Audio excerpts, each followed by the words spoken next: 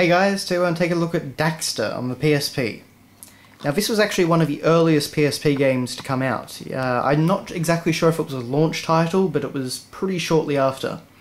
And this was actually the first game I got for my PSP, and it was definitely the best game available at the time, and is still definitely one of the best games available on the PSP. So the concept of this game, of course, is that you play as Daxter from the Jak and Daxter series, and it takes place in between Jak 1 and Jak 2. So basically you're just trying to save Jak, and basically the game leads up to the intro, well, Daxter saving Jak in the beginning of Jak 2. So, you know, it's not really an essential story, but it's just a very fun game. So, as you can see, we have Daxter standing on the front, looking pretty happy with himself. He's decked out in all his gear from the game. Essentially, he's kind of like a sci-fi pest exterminator in this game. It's pretty silly, but quite fun. And in the background, of course, we can see something ominous in the background. A big enemy. So this was made by Ready at Dawn, who actually went on to make the PSP God of War titles, which were both you know, excellent games. I actually kind of think in some ways that this was better, but that just might be personal preference, and also me getting tired of the God of War formula over time. But anyway, on the side we have you know, this green background, just Daxter, and of course we have Daxter hopping around on his little... I can't remember what it was called, but he can basically hover using this thing. Just shoots out gas from the bottom and he hovers around. Very, very handy thing in the game. Half otter, half weasel, all hero. So join Daxter, everyone's favourite Otzel, as he becomes roving pest exterminator and scours the city streets for his kidnapped buddy Jak.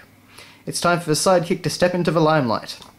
So yeah, I'm actually not sure whether the term Otzel came from this game or not, because, you know, if anyone's played Jak 3, they know that that's not really the accurate term. But because I can't remember Otzel actually appearing in the actual main series or not. But anyway, so regardless, we get this great render of Daxter, who looked really, really good. I mean, keep in mind this was a portable game in, I think, 2005. So we hadn't really seen much like this. I think the most graphically impressive games we'd seen on a portable were probably Super Mario 64 DS and Metroid Prime Hunters. Well, the demo at least. So yeah, this was definitely a good game for showing the power of the PSP. So you actually also had special bonus levels, and you can see here him decked out in Matrix gear and fighting a whole lot of, well, Agent Smiths essentially. So there were lots of mini-games based on movies, and they were very neat to play. But yeah, as you can see, very, very nice looking game.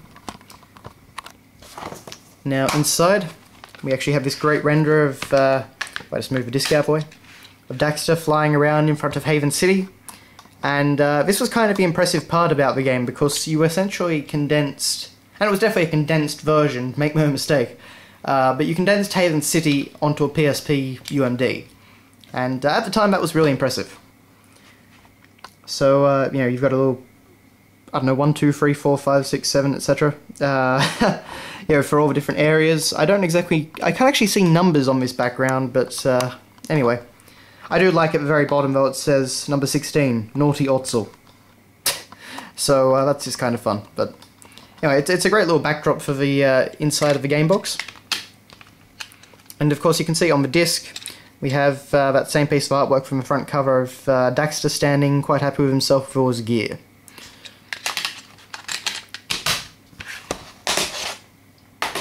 So then, of course, we have our manual. And the game didn't actually feature any of the main characters from Jak and Daxter, aside from Daxter. At least not that I remember anyway. You didn't really run into too many people. Of course, well, naturally, you can't really mess up the storyline too much. But we do have a few supporting characters on the back here, as you can see. So yeah. But inside, we do get a full colour manual, and we do get a description of the lead up to the story, which is kind of fun. So I think it's actually supposed to be Samus talking in that, but anyway. but it kind of lacks a lot of the charm and witty banter of the other Jak and Daxter game manuals. You don't have Daxter popping in to comment on things, or Jak or Kira knocking him back or anything like that. So it's a pretty bland manual, but it's nice enough, especially considering we're onto the PSP at this point. So yeah. Anyway, that has been a look at Daxter on the PSP. Thanks a lot for watching, guys, and I will see you later.